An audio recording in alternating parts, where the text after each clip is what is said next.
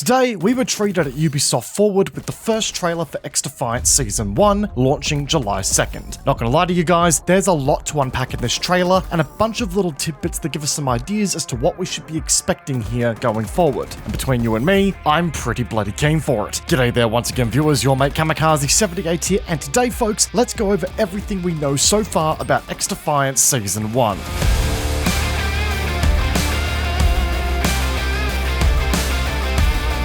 So, wasting no time with this one guys and getting straight out of the blocks, this is primarily a Rainbow Six Siege themed season here, featuring a new map and a faction from the game in particular, and also bring some abilities across that veterans of the series are going to be very familiar with. And we'll start off with the faction that's been chosen here. The GSK from Rainbow Six Siege, which I believe are the German Special Forces, will be making their debut into the world of XDefiant with Season 1. And it genuinely makes me wonder if we're going to see the likes of other Siege operatives enter XDefiant's world as well. There's only so many IPs that Ubisoft can pull from to get their factions in XDefiant, and a lot of them have already been sourced from as we speak. So I imagine that we're going to be seeing multiple factions from single franchises get pulled into the game here as it continues to develop. And with that, I've got a good feeling that we are going to be seeing far more Siege operators come to the game as a result in the future, which kind of gives XDefiant a lot of leg room to continue providing a content offering as it continues to develop over time, which again is good in theory. But looping back to the operatives in question with Season 1, we've been able to spot out the following abilities so far in the trailers. Firstly, it appears we're getting barbed wire trapping, which I can imagine will slow down enemies that will pass through it. Pretty simple ability there. A deployable trophy system that will attach to walls. Honestly, I see this being such an amazing pick for defensive play going forward, especially if it can catch and cancel out the likes of EMP grenades. In the game's current gadget offering, I see a hard counter to throwables like grenades across the board being probably the game's biggest gap at the moment, so to see this coming to the game is going to be absolutely huge and will change the balance pretty significantly. I'm also expecting us to see some pretty insane Phantom and GSK defensive fortress holds here as well, especially if, you know, these trophy systems can actually disable EMP grenades that are incoming. And we also got a glimpse of a flashbang equipped riot shield, which if you look at the UI for the game is the ultimate ability for the GSK. This is obviously an iconic piece of kit from Rainbow Six Siege's offerings as well, and if you look at the trailer, we can actually see an operator shooting a secondary weapon over the shield as well while it's equipped, so it doesn't appear to be an entirely supportive tool. Now, whether it's a standard sidearm or an upgraded one that the Echelon use, we are yet to see.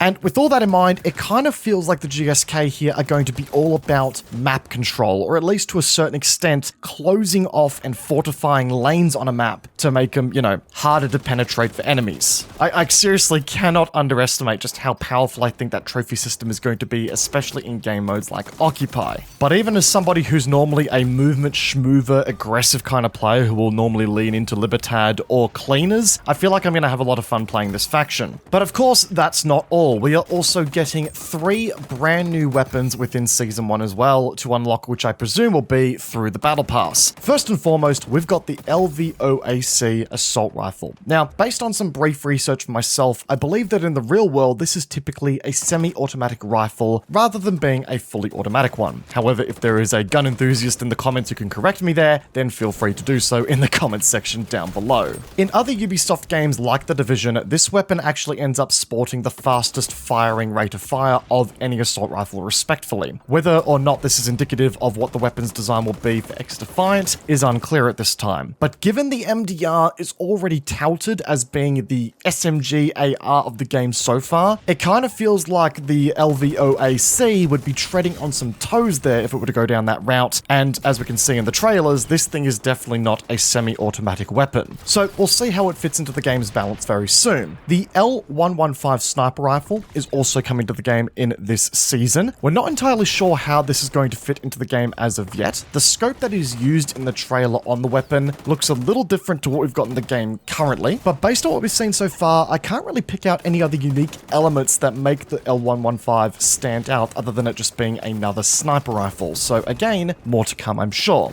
And last, but may I say certainly not least, we've got the sawed-off shotgun. Now, between you and me, folks, I genuinely believe that this weapon is going to be a secondary weapon, which now means that those pesky snipers that you finally get the flank on will have that panic option boomstick secondary to send your ass straight to Jesus if you're not careful. Obviously, shotgun secondaries are something that we are seeing in FPS games more and more frequently these days, but it also doesn't alleviate the fact as to how annoying they can be from time to time. So get ready, folks. I feel like that this is going to be something that could get mighty annoying mighty quickly if it's not balanced right. I'm genuinely hoping that its 2-shot magazine capacity will keep it in check. But on top of that, we are also getting 3 brand new maps over the course of the season, with 1 map releasing every month as the season rolls on. Now, in no particular order, firstly, we've got Clubhouse here, which I understand is a Rainbow Six Siege favorite. One thing that does make me a little bit curious about this map is whether or not we'll see much in the way of verticality, similar to how most Rainbow Six Siege maps are laid out, to my understanding. But overall, regardless of that, it looks like this is going to be a chaotic CQC dominated map, so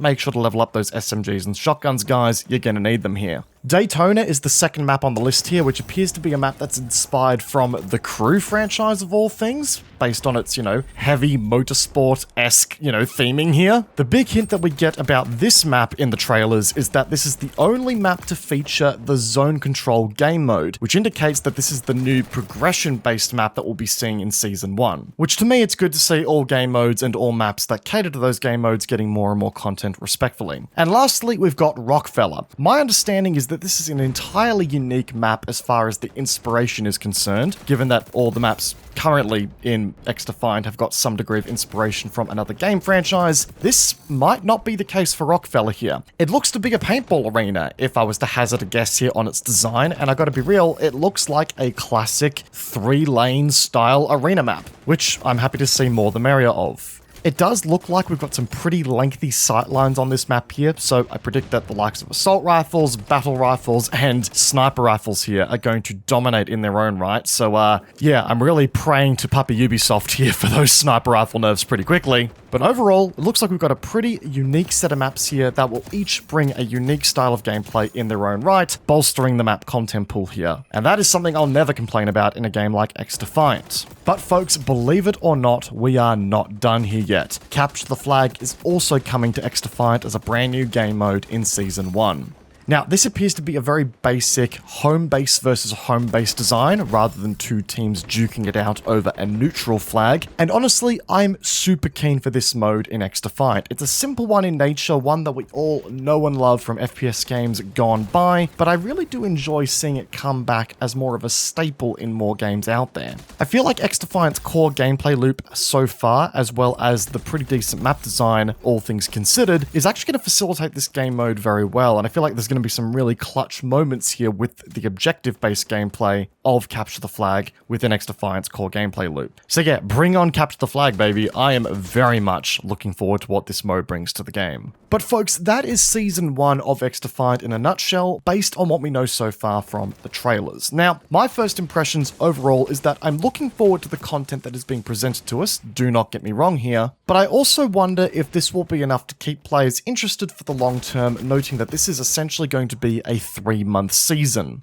Given that we are only getting 1 new map as the season launches, and given that not all of the maps in this game are going to cater to every game mode, as we've got arena maps and progression-based maps, it does feel as though there is a risk of us potentially burning out on the new content that is available to us at launch pretty quickly. Obviously, we're going to have a new battle pass, the new weapons, and the new GSK operatives to enjoy out of the gate, as well as the new Capture the Flag game mode. But given that we only do have 3 new weapons coming to the game to grind out here, there is a chance that people are going to burn out on these pretty quickly and just go, well, that's it, isn't it? I will admit, it doesn't feel like much for a 3-month timeline. Don't get me wrong, I like what's being put on offer here as far as the substance is concerned. It's the quantity that I fear may not keep players around for the long run. But of course, only time will tell in how good the content actually is and how much staying power it retains with the community as the game continues to mature and that honeymoon period begins to wear off. I'm of course looking forward to getting my hands on it, and when I do, I'll be bringing you guys all of the content I possibly can about it on launch day. So make sure you guys are subscribed to the channel if you're interested in that, and like the video if you made it this far and enjoyed it, guys. It does go a long way in supporting us. And as always, I recommend coming down and checking out our Twitch channel. First link in the description down below. It would be great to have you guys there supporting us and checking out all of the crazy moments we have on stream with the community there as well. But for now, guys, once again, I hope you enjoyed today's video. Peace out, and I will see you guys all in the next one. Take care, guys. Have a good one.